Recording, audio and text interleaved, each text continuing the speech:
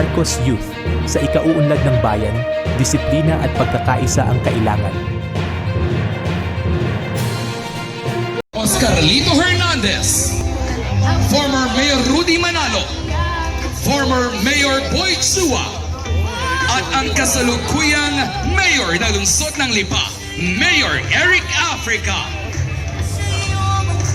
Kasama rin po natin upang makiisa sa araw na ito ang former Vice Mayor Boy Mongera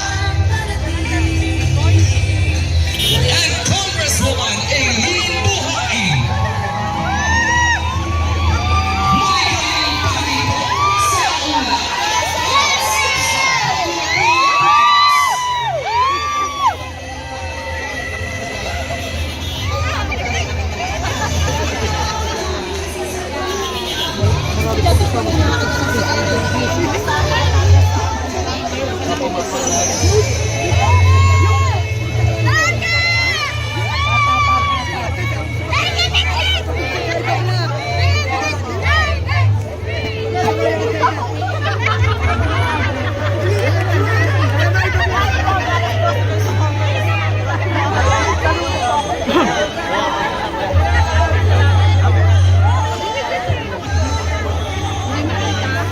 Picture kayo?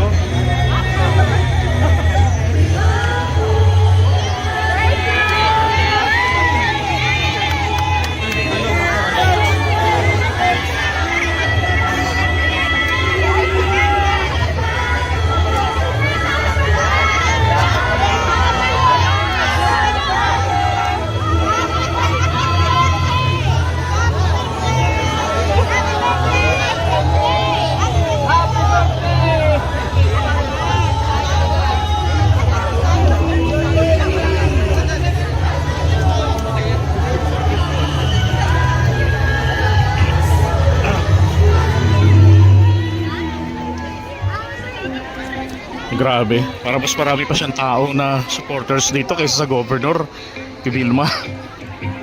Narito rin ang ABS-CBN.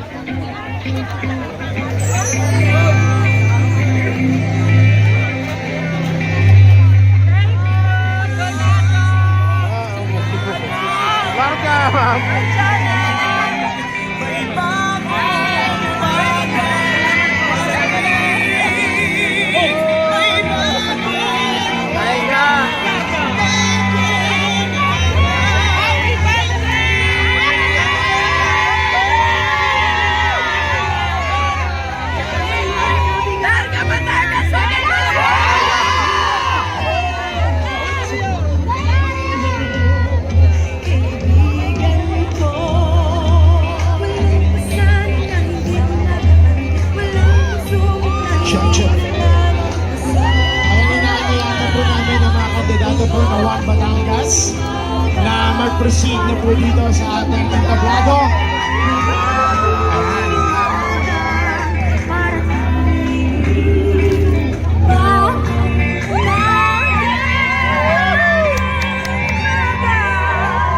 Inaiyahan po natin sa mga sandaling ito ang ating mga kandidato sa ilalim ng bandila ng Buwan Batangas na magtungo na po sa ating entablado.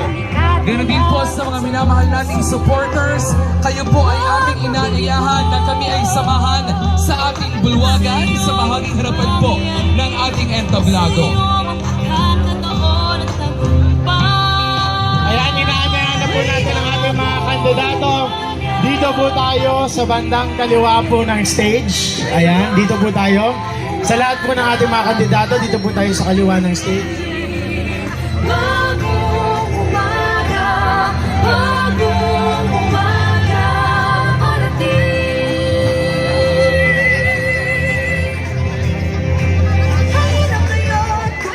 Kaisa rin po natin ngayong araw ang ating minamahal na congressman mula sa CWS Party List, Congressman Edwin Garpiola.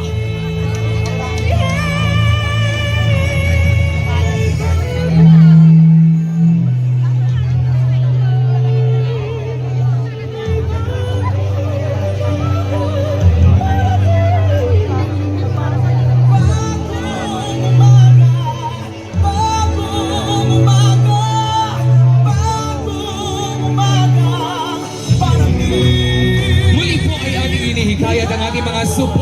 course, na kami ay samahan dito sa bahaging unahan ng ating entablado upang ipahayag po ang ating pagmamahal sa ating sinusuportahang One Batangas. Sa ating po mga minamahal na kandidato sa ilalim ng bandila ng Batangas, maaari na po tayong magtungo sa kanang bahagi ng entablado.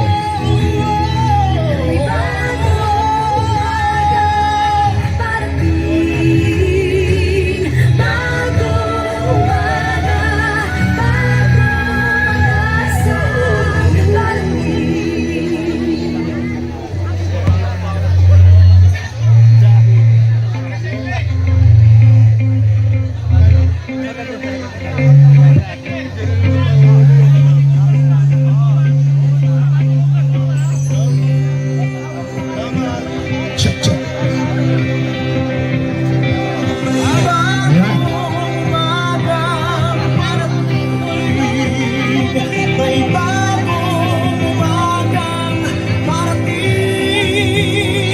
And of course, gusto natin batiin ang ating happy birthday, Coach Yiki Luiso. Happy birthday!